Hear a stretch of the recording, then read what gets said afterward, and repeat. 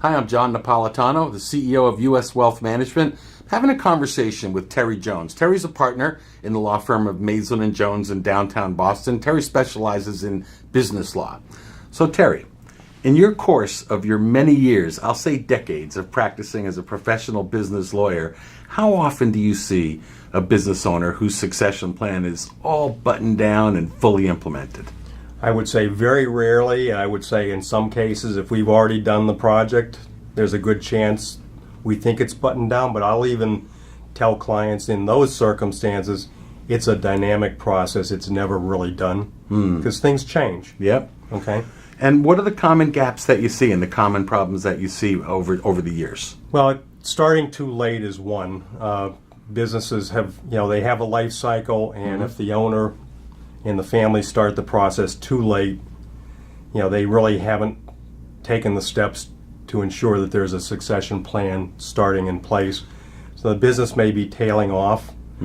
Unreasonable expectations of value, inadequate management, running it like a mom and pop store rather than a real business is a real gap. Running personal expenses through the business, those types of things can cause problems. So what would you see, what are the most significant gaps? I would say the most significant is just the failure to identify what the objective is and then have reasonable expectations. Because succession comes in a lot of flavors. One is you can not wake up for breakfast and die prematurely. Right. You can get disabled, or you can finally just decide, well, I'm done. I'm enough. I had enough. I need to go fishing or play golf more often. How can you help that client that's kind of not sure how they want to get out?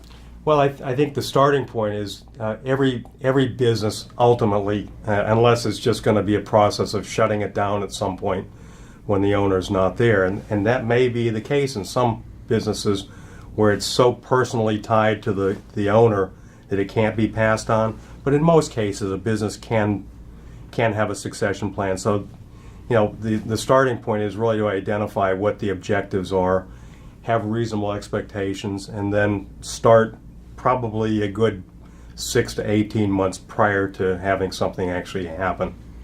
So the message here is, if you've got your life's earnings on the line, your business, and you're getting a little bit older, you're thinking about what happens next, don't be like most of the people and start getting your succession plan together sooner than later.